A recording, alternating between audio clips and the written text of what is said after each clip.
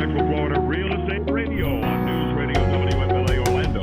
Now to our studio and your host, local real estate expert and my friend, Laura Petersen. You're out there and you're looking at a home today. You think you can just go online, find that home, call somebody up, write an offer, and you're going to have it. And in today's market, that's not exactly the case. There's so much competition for that same house. So you definitely need to have the right agent. That's the number one thing as a buyer. And that's somebody that knows the market, that's going to be aggressive about finding your home and everything. And I was just talking to somebody a couple of days ago that I was looking at them and I was like going, I really need someone that can full-time work behind me and just look for houses. And so we're putting that system into play even further than we have in the past to make sure that we have those houses for the buyers when the time is right. And as a seller, you might be thinking, well, if the market's this hot, do I really need a realtor? And I was talking to another agent who was working with somebody that was selling their house by owner, and they have a realtor that's actually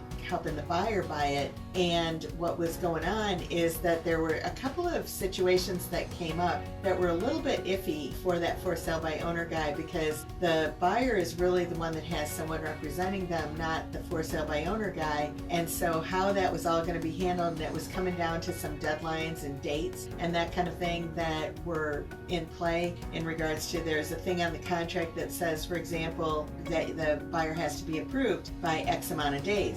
And it doesn't say anything in there about the appraisal. So the banker guy was saying, well, the appraisal's not back yet, and that's not going to affect the money that's going to go to the buyer. And it's really kind of a gray area. And so the for sale by owner guy is just kind of at the mercy of what everybody tells them to do. And because they don't do this all the time, they don't know how to handle that situation.